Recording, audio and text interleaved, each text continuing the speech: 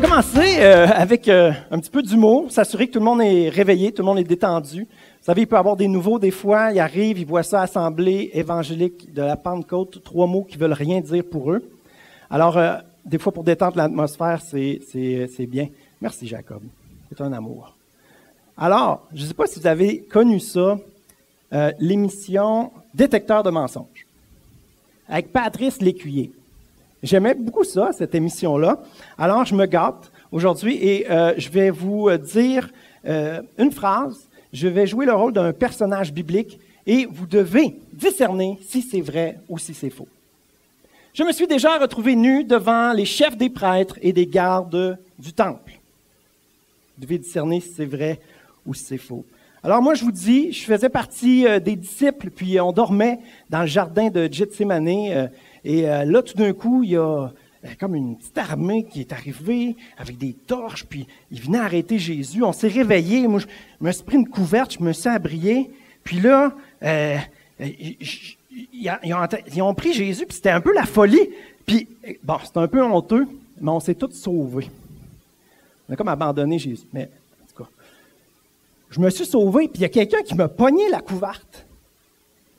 Puis là, je me suis sauvé, j'ai perdu ma couverte. Voilà pourquoi je me suis retrouvé nu devant des chefs, des prêtres et des gardes du temple. Vrai ou faux? Qui pense que c'est faux? Ça n'a pas de bon sens? Mais voyons. Qui pense que c'est vrai? Qui s'abstient? C'est juste trop bizarre, cette histoire-là. Et c'est difficile à croire que ça pourrait se retrouver dans la Bible. Luc 22, versets 47 et 52, nous dit qu'une foule arriva et celui qui s'appelait Judas, l'un des 12, marchait devant elle. Jésus dit, qui y a dans cette foule-là, aux chefs des prêtres et aux chefs des gardes du temple et aux anciens qui étaient venus pour l'arrêter, « Vous êtes venus comme pour un brigand avec des épées et des bâtons. » Et là, il est question des disciples qui sont avec Jésus. On lit ça dans Marc 12, versets 50-51. « Alors, tous l'abandonnèrent et prirent la fuite. Un jeune homme le suivait, habillé d'un simple drap. On l'attrapa, mais il lâcha le drap et se sauva tout nu. Mon histoire est donc... Ouais! On applaudit la parole de Dieu ce matin.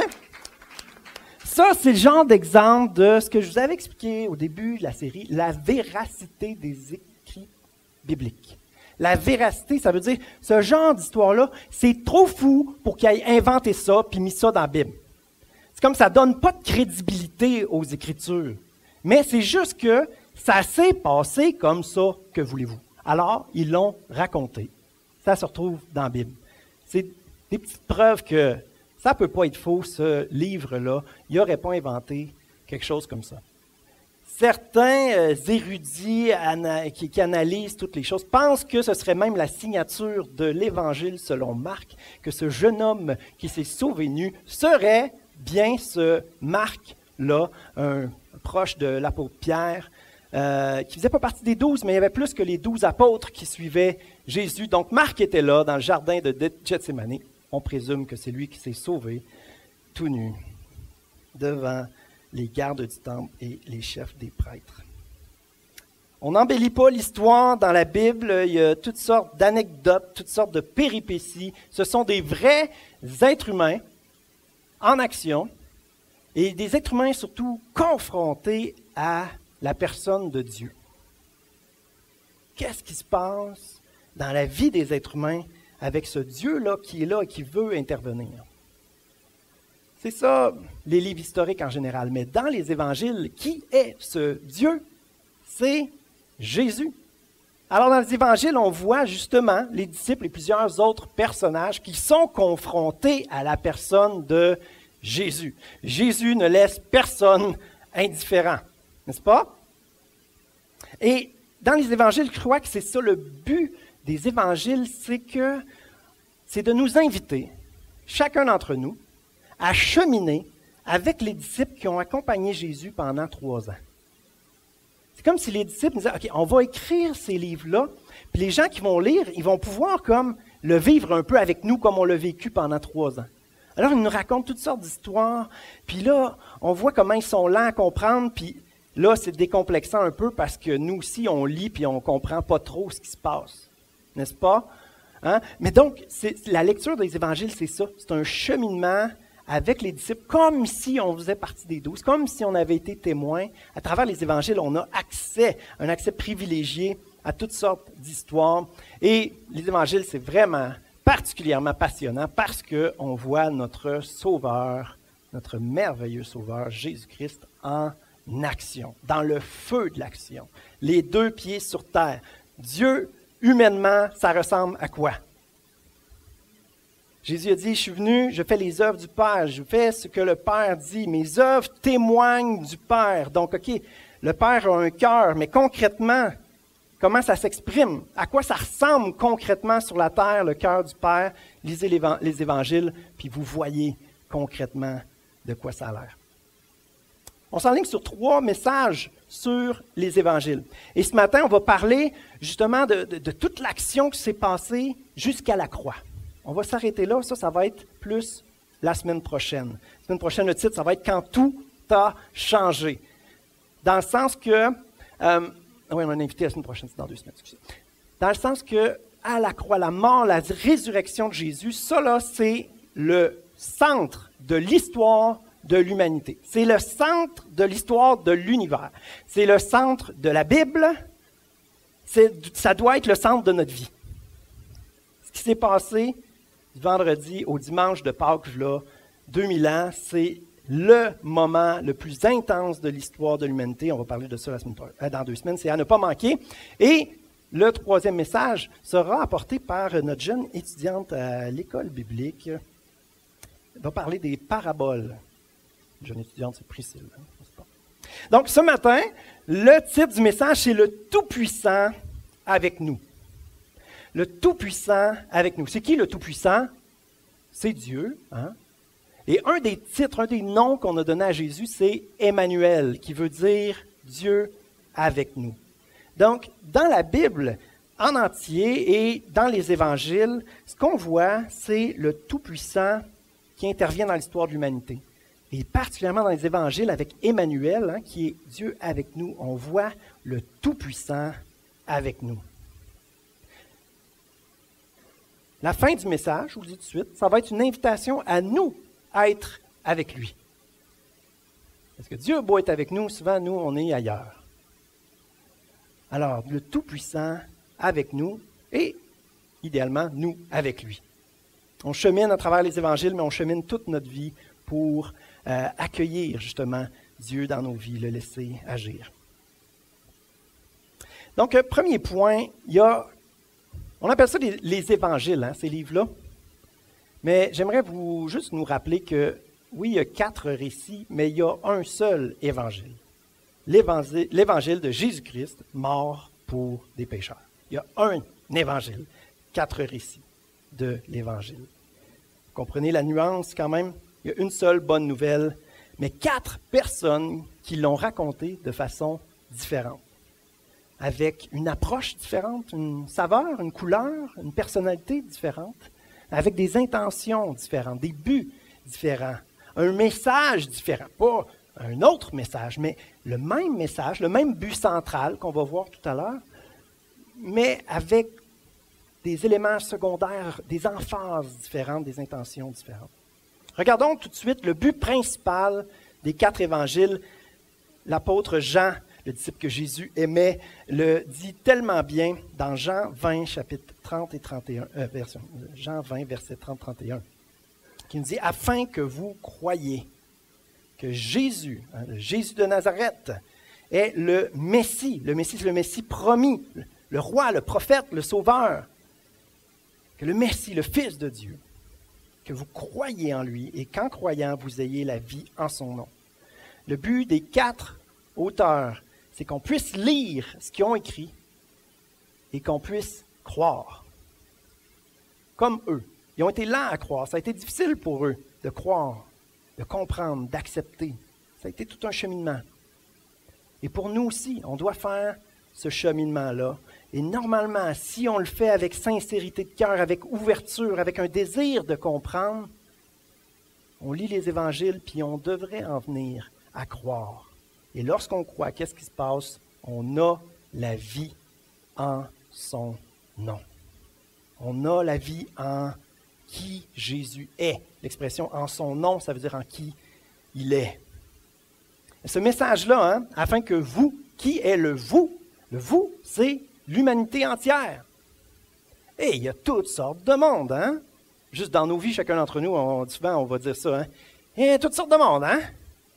Bien, sans terre au complet, encore plus. Donc, d'où l'intérêt d'avoir 4 récits différents pour rejoindre des personnes différentes. On entend ça à l'occasion des gens qui vont dire qu'il y a plein de contradictions dans la Bible. Premièrement, j'aime toujours rappeler que le but de la Bible, ce n'est pas de nous renseigner, mais c'est de nous enseigner. Il y a une différence entre les deux. Renseigner, c'est donner des informations. Enseigner, c'est partager quelque chose pour que ça amène un changement dans le cœur. Le but, numéro 1, c'est vraiment ça. Et non pas de donner toutes les réponses aux questions techniques qu'on pourrait vouloir savoir. Prenez l'exemple d'un accident. Hein? Ça se passe vite, un accident, c'est troublant. Et là, 4 personnes ont vu l'accident. Et là, vous allez consulter chacune de ces 4 personnes-là. Ça se peut que le récit diffère légèrement d'une personne à l'autre, n'est-ce pas? L'un a vu, l'auto avait tourné, a pris l'autre voie, est rentré, puis là, l'autre, bang, il est rentré dedans. L'autre avait regardé un petit peu plus tard, fait que lui, tout ce qu'il a vu, c'est que l'auto est rentrée dedans. Non, elle était devant, puis elle est rentrée dedans. L'un dit que le char était bleu, l'autre dit qu'il était rouge. Ouais, c'est ça. Les récits vont être un petit peu différents, mais c'est toujours des affaires secondaires. Mais avec les 4 récits, on a comme 4 points de vue différents et ça nous permet d'avoir vraiment une belle appréciation. Un peu comme un diamant. Un diamant, tu le regardes dans plein de sens, il scintille de partout. C'est ça qui fait la beauté de la chose. L'évangile de Jésus-Christ, c'est un diamant qui gagne à être approché de différentes façons. On peut donner une main d'applaudissement. La poésie, hein? Ça, c'est des cadeaux de Dieu. La beauté, l'art, toutes les belles choses. Dieu aime les belles choses. Dieu aime les bonnes choses. La poésie, une petite image comme ça que je vous lance, puis moi-même, je trouve que c'est bon. Seigneur est bon. Mais pourquoi je me palme sur mon image de diamant? C'est parce que tantôt, on va parler du royaume de Dieu, qui est un concept difficile à comprendre aux adultes. Les enfants ne sont pas pires pour comprendre.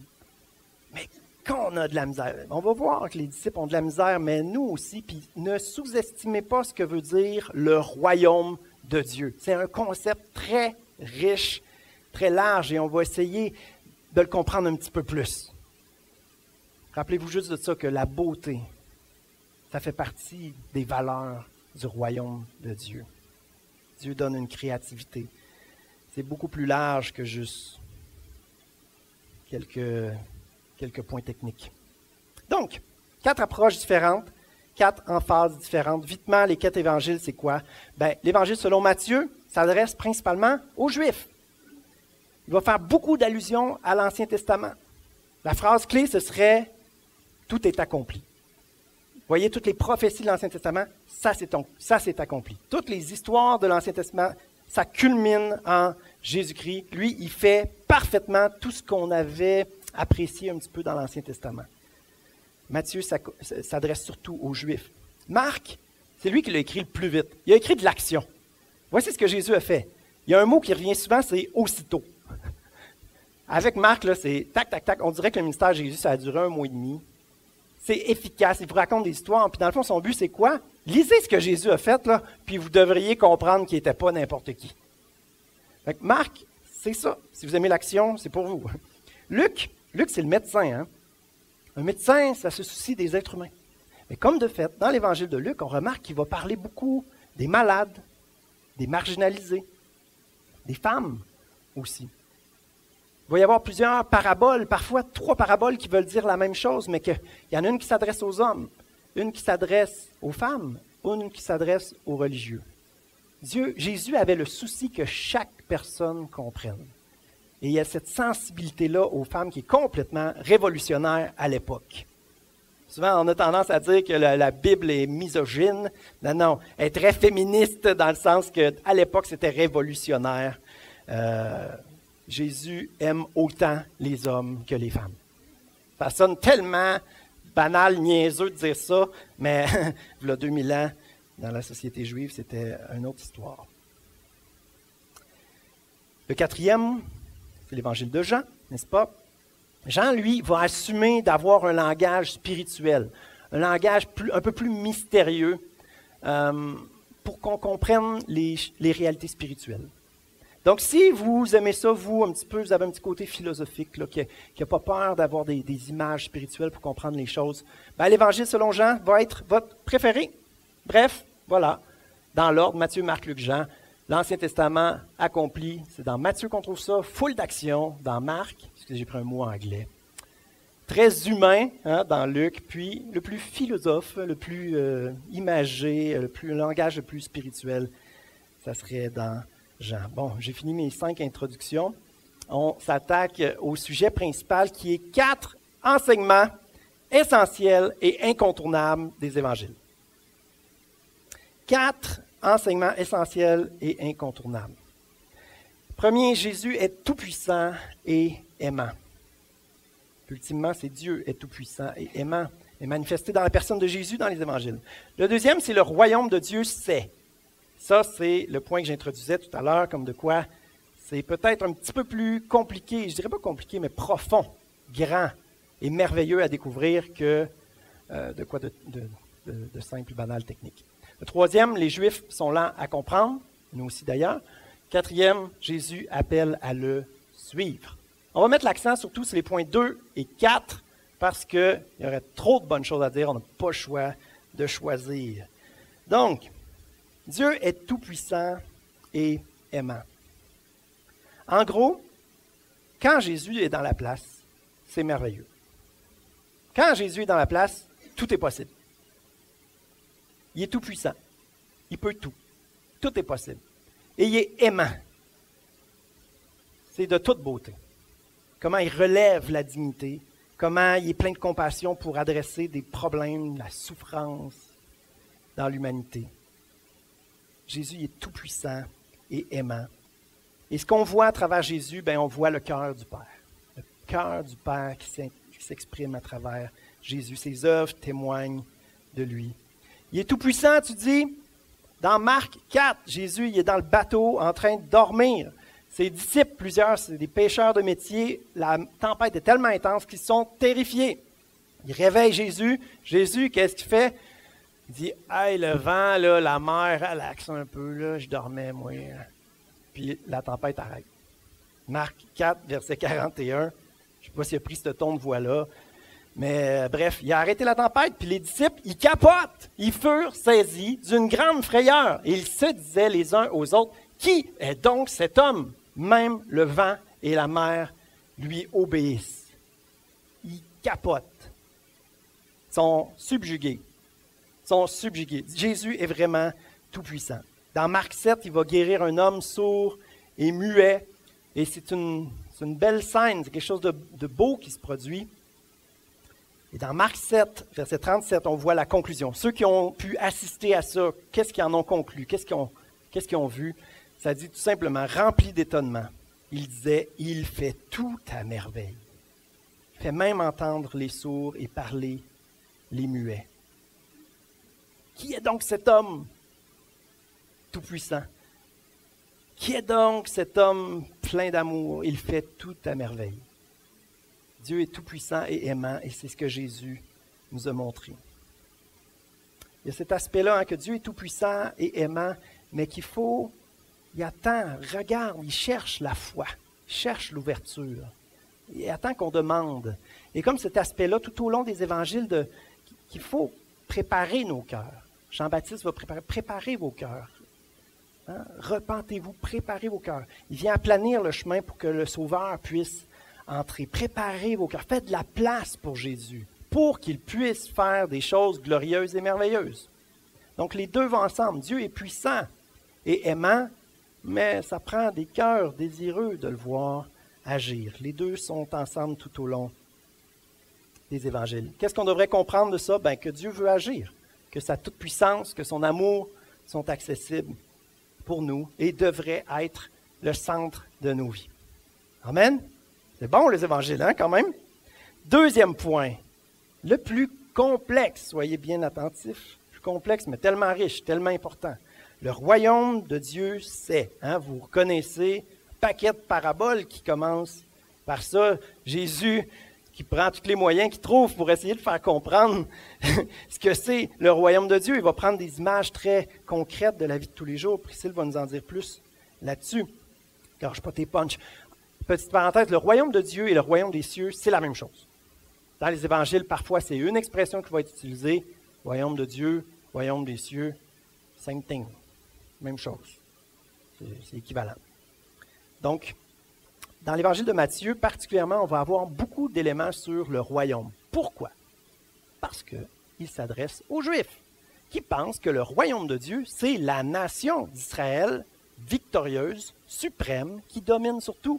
Ils ont besoin de comprendre que Dieu veut étendre son royaume de façon beaucoup plus large, beaucoup plus vaste, beaucoup plus spirituelle, profonde que politique, humaine. N'est-ce pas?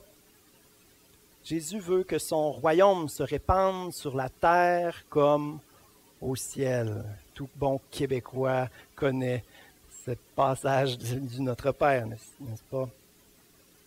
C'est pas super facile à comprendre. Les meilleurs pour le comprendre, c'est les enfants, les malades, les marginalisés, les femmes aussi. L'homme blanc en santé, riche, c'est pas mal plus difficile. Mais il y en a. Il y en a ici. Merci Seigneur. On est des exceptions. C'est plus difficile pour un riche de rentrer dans le royaume. On va développer là-dessus un petit peu tout à l'heure. Regardons Marc 1, verset 14-15. Donc, vous voyez dans Marc 1, dès le début, c'est ce que Jésus fait. Jésus alla en Galilée. Il proclamait la bonne nouvelle du royaume de Dieu. Il disait, le moment est arrivé, le royaume de Dieu est proche. Changez d'attitude et croyez à la bonne nouvelle. Changer d'attitude, c'est ce fameux mot-là, le métanoïa. Repentez-vous, changez de mentalité. Comprenez que ce que vous pensez, ce n'est pas ce que Dieu veut. Changez de mentalité. Repentez-vous de cette façon de penser, elle est humaine. Ce n'est pas celle de Dieu. Donc, ce que vous pensez, vos raisonnements, nous, qu'est-ce qu'il faut qu'on fasse? Il faut qu'on les mette au pied de la croix, qu'on demande à Dieu. Comment tu penses, toi? OK, tu penses de même. Oh, je me repens de ma façon de penser, je me repens de ma mentalité, ma façon de voir la vie. Je veux penser comme toi, tu penses. Ça implique, bien entendu, des péchés dans nos vies. C'est pour ça l'aspect de la repentance, cette conviction de péché-là, puis de rejet de notre ancienne vie pour vivre une vie conforme à ce que Dieu veut. Ce que Jésus apporte, c'est un retour à l'essentiel. C'est comme une nouvelle loi, mais qui n'est pas vraiment nouvelle, qui a toujours été là. Mais c'est la loi de la foi et de l'amour. Ce que Jésus recherche, c'est ça, la foi, l'ouverture. Quelqu'un qui est prêt à faire confiance à Dieu, qui désire voir Dieu agir, et ensuite qui va vivre une vie conforme à ce Dieu-là qui est entré dans sa vie, donc une vie d'amour. C'est ce que Jésus proclamait. Il proclamait une bonne nouvelle. Une bonne nouvelle. J'aime ce mot-là, puis je crois qu'on a besoin de se le rappeler souvent. L'Église évangélique, l'Église de Jésus-Christ, tout au long de l'histoire, ne semble pas avoir toujours vécu de façon conforme à une bonne nouvelle. C'est important que ça soit au cœur, au centre, non seulement de notre théologie, mais de notre vie. C'est une bonne nouvelle qu'on a à offrir, qu'on a à partager. C'est une bonne nouvelle qu'on vit. Ça devrait être le cas, mais c'est tout un travail. On a besoin de garder nos yeux fixés sur justement ce que Jésus a apporté. On l'a ce passage de Marc 1, 14, 15? Non, on ne l'a pas? Excusez. Mais Jésus alla en Galilée et il proclamait la bonne nouvelle du royaume en disant, le moment est arrivé, le royaume de Dieu est proche. Changez d'attitude, croyez à la bonne nouvelle. Nos yeux devraient être fixés sur les réalités du royaume de Dieu. On doit apprendre à voir la vie comme Jésus la voyait. Jésus ne regardait pas les gens selon les apparences, il regardait les gens selon la perspective de Dieu. Il voyait les cœurs, c'est ça qui est important pour lui, ce qui est intérieur. Non pas seulement ce que les yeux voient. Mais combien on peut être lent à comprendre. Ce qui est aidant dans les évangiles, c'est que les êtres humains dont on parle sont lents à comprendre aussi. Alors on dit, OK, je suis normal. Mais on chemine, on grandit. On devrait aspirer à grandir toute notre vie, n'est-ce pas? Donc, le troisième point, c'est que les Juifs sont lents à comprendre. Mais nous aussi, d'ailleurs. Hein? C'est pas que je compte les Juifs, c'est juste que les évangiles parlent des Juifs. Vrai? L'Évangile parle des Juifs qui sont lents à comprendre et souvent on peut s'identifier à eux. Mais ce peuple-là avait tout le bagage de l'Ancien Testament avec les promesses faites à Abraham, à David, et aurait dû être quand même capable de voir, de comprendre. Hein? Il y en a plusieurs qui aspiraient à ça, qui attendaient le Messie. On voit ça dès la naissance de Jésus. Hein? Il va au temple, puis il y a des prophètes, une prophétesse qui sont là, puis qui comprennent hein, qui vient d'arriver là, sur la planète. Là, tu sais. Mais la plupart des gens passent complètement à côté. La crème de la société juive, les chefs religieux, c'est eux qui comprennent le moins. La résistance la plus coriace, intense, à laquelle Jésus va faire face, c'est l'entêtement, la dureté de cœur des fameux pharisiens et sadducéens. Hein? Ça, c'est comme les baptistes, les pentecôtistes. C'est deux familles de la religion juive à ce moment-là. Les petites différences qu'il y avait. Sadducéens qui ne croyaient pas au monde spirituel et à la réalité éternelle, mais quand même, c'est ça. Des branches religieuses, des fois, ça peut donner toutes sortes de choses. Mais dans le fond, ce à quoi Jésus se bute, hein, c'est ce qu'on appelle le légalisme. Le légalisme, c'est l'application de pratiques extérieures d'un code religieux. Les adeptes cherchent à respecter une soi-disant loi divine bien établie, mais ils en oublient le sens. Ils oublient l'essentiel. Qu'est-ce que Dieu veut? Hein? Ça s'oppose à une religion de cœur, spirituelle, qui va changer tout sur le plan pratique, mais d'abord le cœur. Et ça amène à développer une relation de confiance et d'amour avec notre Père Céleste. C'est ça que Dieu veut. Oui, il y a des applications concrètes, mais il ne faut jamais oublier que c'est une religion de cœur que Jésus a apporté. Un exemple, vitement là-dessus, une des confrontations que Jésus va avoir avec les religieux de son époque, c'est par rapport au sabbat. Hein?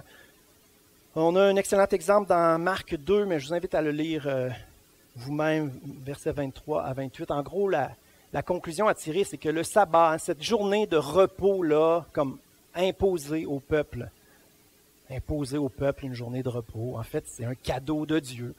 C'est une bonne idée que Dieu a eue, puis qu'il a décidé que son peuple allait respecter pour son bien. C'est un cadeau de Dieu. Mais, qu'est-ce que la religion a fait?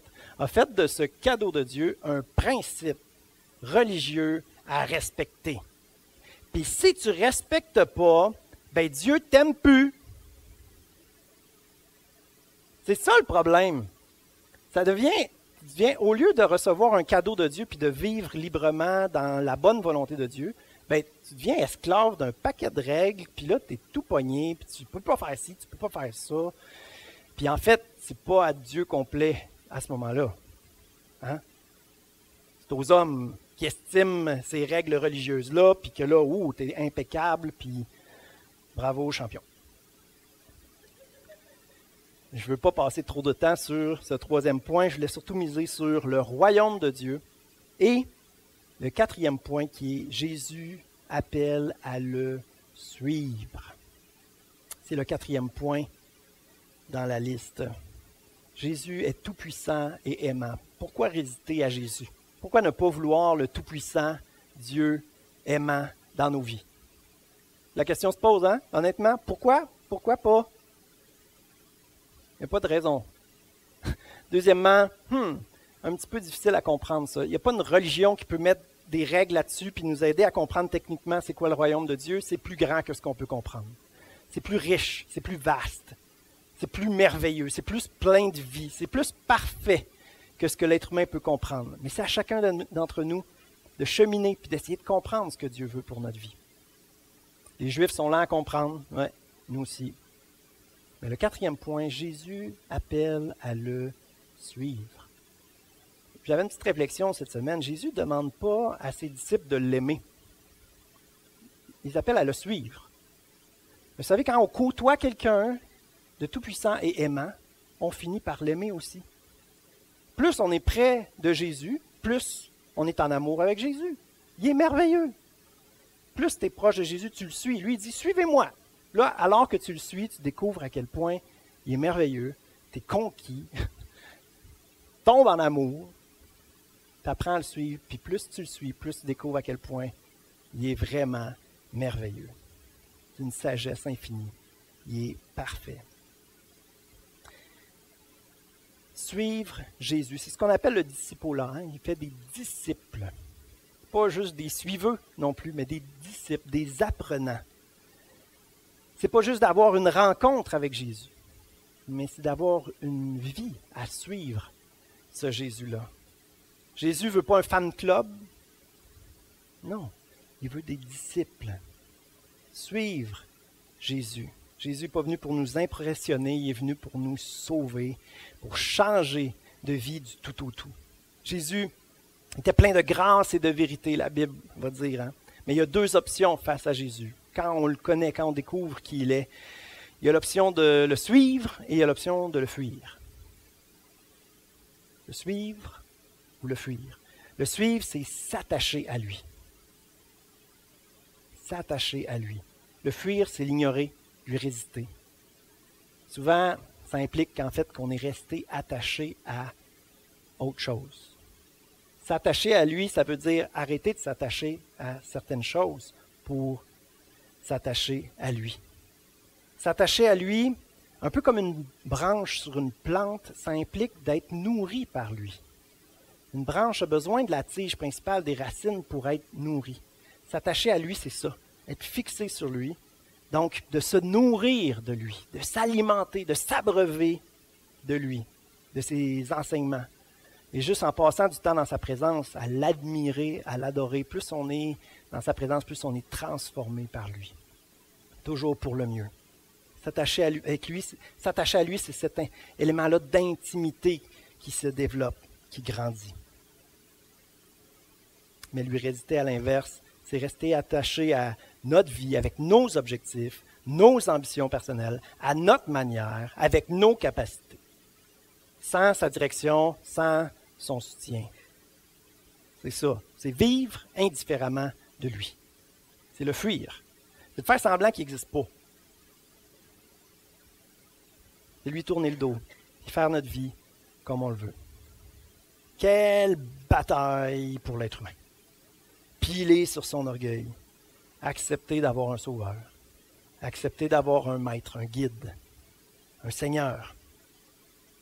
Accepter de se laisser sauver, libérer, guérir, restaurer. Tous ces éléments-là, ça implique de reconnaître qu'on est malade, détruit, perdu. C'est pour ça que c'est tough. Ça prend de l'humilité. Ça implique aussi, comme je le disais tout à l'heure, de remettre toutes ces façons de penser, sa façon de voir la vie, les remettre au pied de la croix. Puis ça, c'est tough aussi, parce qu'on s'appuie sur nos conceptions, notre conception de la vie, notre façon de voir les choses. On s'appuie là-dessus. Notre vie est construite là-dessus. Alors quand on remet ça entre les mains de Dieu, puis on lui dit, refaçonne ça, recadre ça, ça fait mal des fois. Quand tu te rends compte que tu avais tort, c'est humiliant. J'ai vécu toute ma vie en ayant tort. Et c'est ça qui est tough avec la repentance, le changement de mentalité. Tu comprends quelque chose de Dieu, tu te dis, non, j'étais dans le champ toute ma vie. Des fois, c'est plus facile que d'autres. Tu réagis juste sur un aspect merveilleux, puis tu fais comme, OK, super, je m'ajuste. Mais des fois, c'est plus tough. Mais si on n'est pas prêt à renoncer à nos façons de faire, notre façon de vivre notre vie, on ne pourra pas avancer. Quel combat contre l'orgueil. Comme je le disais tout à l'heure, ceux qui comprennent le mieux dans les évangiles, c'est qui? Les enfants, les pauvres, les malades, les femmes. Parce qu'ils étaient marginalisés, ils étaient mis de côté. Regardons un exemple de la Bible, justement, d'un homme blanc riche et en santé. On trouve cette histoire-là dans Marc 10. Jésus est avec celui qu'on appelle le jeune homme riche. Puis il y a deux éléments ici qui nous montrent l'amour de Jésus de façon incroyable. Le 5e, 6e, 7e mot, c'est quoi? Jésus l'aima, tout simplement. Jésus l'aima. Et à la 3e ligne, vous voyez les derniers mots de la 3e ligne, puis viens et suis-moi. Ça, c'est l'amour de Dieu. Premièrement, il l'aime, puis deuxièmement, il dit, je te veux dans mon équipe. Ça ne peut pas être mieux, là, ce qu'il offre au jeune homme riche. L'affaire, c'est que Jésus l'aima et lui dit, il te manque une chose, va vendre tout ce que tu as, donne-le aux pauvres et tu auras un trésor dans le ciel. Puis viens et suis-moi. Mais l'homme s'assombrit à cette parole et s'en alla tout triste, car il avait de grands biens. Regardant autour de lui, Jésus dit à ses disciples, qui il est difficile à ceux qui ont des richesses. C'est nous ça, d'entrer dans le royaume de Dieu. Les disciples furent effrayés de ce que Jésus parlait ainsi. Il reprit, mes enfants, qu'il est difficile à ceux qui se confient dans les richesses d'entrer dans le royaume de Dieu. Et les richesses, mes amis, ce n'est pas juste l'argent, hein? Mais on est riche en talent, on est riche en capacité. Et on peut se confier dans nos capacités, dans nos talents. Les gens nous valorisent, les gens nous disent qu'on est bon, on a de l'air d'être bon et on se confie là-dedans. La valeur qu'on a aux yeux des gens. On se confie dans nos richesses. Mes richesses vont m'assurer le succès, le bonheur, l'estime des gens. Je suis heureux. Je n'ai pas besoin de Dieu. C'est ça, se confier dans nos richesses. Et celui qui se confie dans ses richesses, qu'est-ce qui se passe? Eh bien de la misère à entrer dans le royaume de Dieu. Ah non, on retourne au point 2, le royaume de Dieu. Qui a compris ce que c'est? De 0 à 10, à quel point avez compris ce qu'est la réalité du royaume de Dieu? 2.2, on ne peut pas vraiment donner une note là-dessus. 7, Jacob? Nice job. Ben oui, celui qui apporte de l'eau à son pasteur, il gagne des points, c'est sûr. Mais tu sais, le royaume de Dieu, ce n'est pas juste le paradis. Que ton règne vienne sur la terre comme au ciel, ça ne veut pas dire le paradis à la fin. Non, sur la terre actuellement, que le royaume prenne du chemin. Le royaume de Dieu, c'est le contraire du royaume du mal. Le royaume de Dieu, c'est la lumière qui repousse les ténèbres. C'est ça le royaume de Dieu, c'est beaucoup plus présent, c'est toujours là. C'est invisible, c'est spirituel, mais c'est toujours là. Jésus a dit, le royaume est là. Il est prêt de s'accomplir parce qu'il allait venir mourir pour nos péchés puis obtenir une victoire formidable pour que le royaume puisse s'épandre sur la terre. Comment? Je l'ai signalé tout à l'heure dans le temps de louange, par l'Évangile et le Saint-Esprit. Tout est possible parce que le Tout-Puissant, aimant, est dans nos vies et peut changer le monde. Changer le monde, une âme à la fois. Une âme à la fois. Un être humain à la fois qui ouvre son cœur pour que le Tout-Puissant, aimant, révolutionne sa vie par son amour. Un être humain à la fois qui ouvre son cœur à la bonne nouvelle, à l'Évangile, et que sa vie est transformée. Une âme à la fois. Et tu te retrouves avec des chrétiens remplis du Saint-Esprit, pleins de l'amour de Dieu dans toutes les sphères de la société. Et le monde est transformé. Ça, c'est l'idéal. On ne le vivra pas sur terre avant le retour du Seigneur, cet idéal-là, mais on doit y aspirer et y travailler. La terre, c'est ce que Dieu nous a confié. Qu'est-ce qu'on fait avec? On est responsable. Et les chrétiens, l'Église devrait être les précurseurs, devrait être au centre de tout ce qui se passe de meilleur dans notre société. Mais il faut suivre Jésus. Entrer dans le royaume de Dieu, c'est entrer dans cette réalité-là du royaume de Dieu, de la lumière qui va repousser les ténèbres partout. en fonction de ce que Dieu nous demande, en fonction de la mission qu'il nous a donnée. À quoi ça ressemble, le royaume? Mais ça ressemble à des guérisons, ça ressemble à des gens qui retrouvent leur dignité, des pauvres qui se relèvent. Tout ce qui est beau, tout ce qui est bon. Dieu seul est bon. Dieu agit même avec des gens qui ne se soucient pas de lui. Il peut faire des bonnes choses. Il a créé les êtres humains à son image. Il fait pleuvoir sur les bons comme sur les méchants. Il veut manifester sa gloire, sa bonté. Le royaume de Dieu. Il faut entrer dedans. Et entrer dedans, ce n'est pas juste se retrouver au paradis. Entrer dedans, c'est entrer dans la réalité du royaume ici. Le jeune homme riche peut vendre tout ce qu'il a, le donner aux pauvres. Voilà, il vient de faire un geste qui fait grandir le royaume de Dieu et ensuite suivre Jésus. Qu'est-ce qui se serait passé avec lui après? Peut-être qu'une fois que Jésus est parti, il se serait relancé en affaires, il aurait été extrêmement prospère, puis il aurait pu financer les voyages missionnaires d'un puis d'un autre. Peut-être que Dieu l'appelait aux affaires. C'était un jeune homme riche, il avait certainement réussi.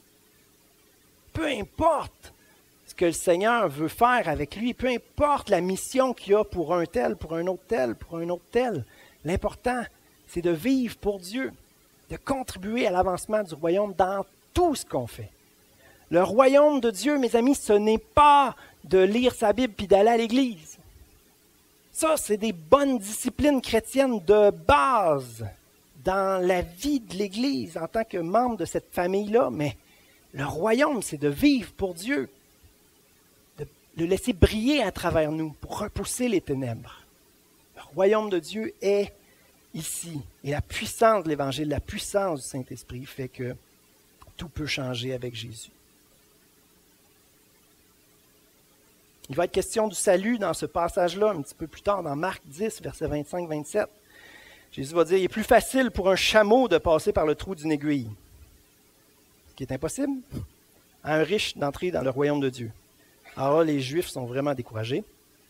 Et ils vont dire, mais qui peut être sauvé? Jésus les regarda et dit, aux hommes, cela est impossible, mais non à Dieu, car tout est possible à Dieu. Ça prend un miracle pour être sauvé. Un cœur qui s'ouvre avec foi en toute simplicité, Dieu est fidèle. Il rencontre le cœur des êtres humains. Dieu sauve. Dieu sauve. Dieu guérit. Être sauvé, mes amis, c'est le point de départ de l'entrée dans une participation merveilleuse à l'avancement du royaume de Dieu. Avant d'être sauvé, tu le fais peut-être sans le savoir. Une fois sauvé, tu le fais en partenariat avec le Dieu du royaume de Dieu. Ah, c'est tough à comprendre le royaume, hein? Est-ce qu'il y en a qui me suivent? C'est pas facile à comprendre, hein? Un non-chrétien peut faire des bonnes choses. La gloire de Dieu est manifestée. Mais quelqu'un qui est sauvé devient l'ami de Jésus et contribue activement, de façon consciente, à l'avancement du royaume de Dieu sur terre. Il entre dans le royaume. Ça commence sur terre. Et à la fin des temps, quand Jésus revient, là, le royaume domine complètement. Mais ça, on va développer là-dessus un peu plus la semaine prochaine. Jésus a ouvert le ciel, a rendu possible l'avancement du royaume de façon glorieuse et merveilleuse sur terre. Mais il ne l'a pas pleinement établi. Ça va être sa deuxième venue. À ceux qui le suivent, Jésus donne une vie abondante, une vie à collaborer à l'avancement du royaume. À ceux qui lui ouvrent leur cœur pour croire que Jésus est leur sauveur, il les sauve. Puis là, ils t'offrent toute leur vie, puis ils se retrouvent au paradis à la fin. Mais la vie abondante, la vie à collaborer pour l'avancement du royaume de Dieu, non, ça, il ne la donne pas à celui qui ouvre son cœur puis qui se tourne les pouces après. Ça, il donne à ceux qui le suivent, qui le laissent agir dans leur vie. La vie abondante, la vie à collaborer, à avancer, à faire avancer le royaume de Dieu. Est-ce que c'est ce qu'on veut? Amen. Jésus s'intéresse à l'entièreté de notre personne. Une bonne façon pour nous aider à comprendre le royaume de Dieu, c'est ça. Dieu se soucie pas juste de notre adhésion au message de l'Évangile puis à notre bonne discipline chrétienne. Dieu se soucie de l'entièreté de notre personne. Corps, âme, esprit, intelligence, tout. Dieu veut restaurer nos familles, Dieu veut restaurer notre société, Dieu veut agir dans votre milieu de travail. En toutes choses, on est appelé à vivre pour Dieu, à laisser Dieu briller à travers nous. Dieu veut tout restaurer. Dans les évangiles, on le voit, guérir des malades, chasser des démons. Il veut libérer des gens de dépendance.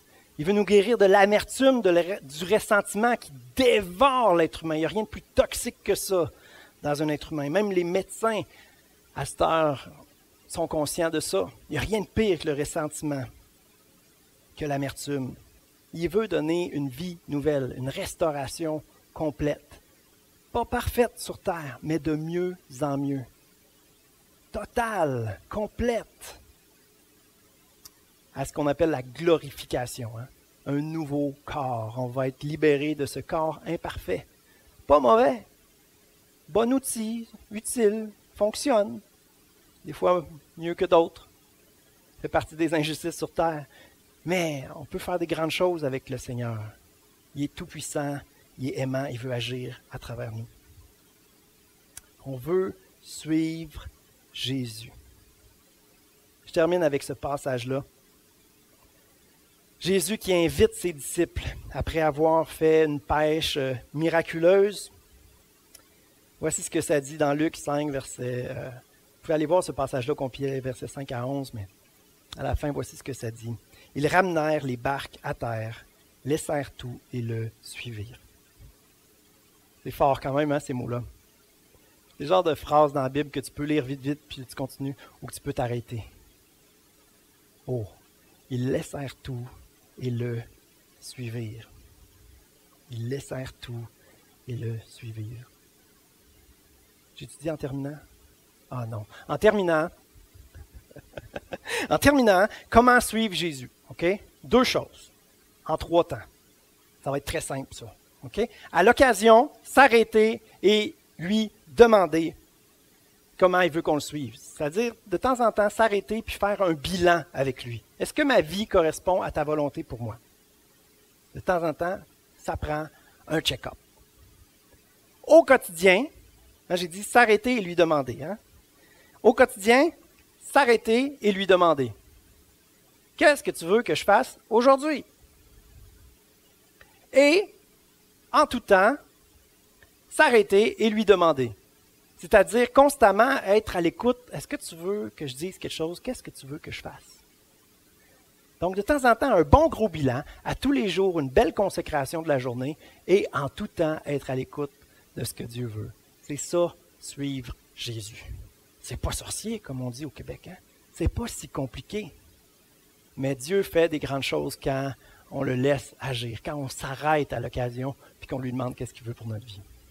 Yeah! C'est bon, les évangiles. Il y en a-t-il qui sont passionnés par la Bible dans cette série-là? Moi, je capote sur cette série-là. Je suis béni à travers la série dans mes recherches. La Bible est bonne. On gagne à s'y plonger souvent. Votre devoir cette semaine, si vous l'acceptez, vous avez 2 semaines pour le faire. Merci de me rappeler constamment qu'il y a un invité la semaine prochaine.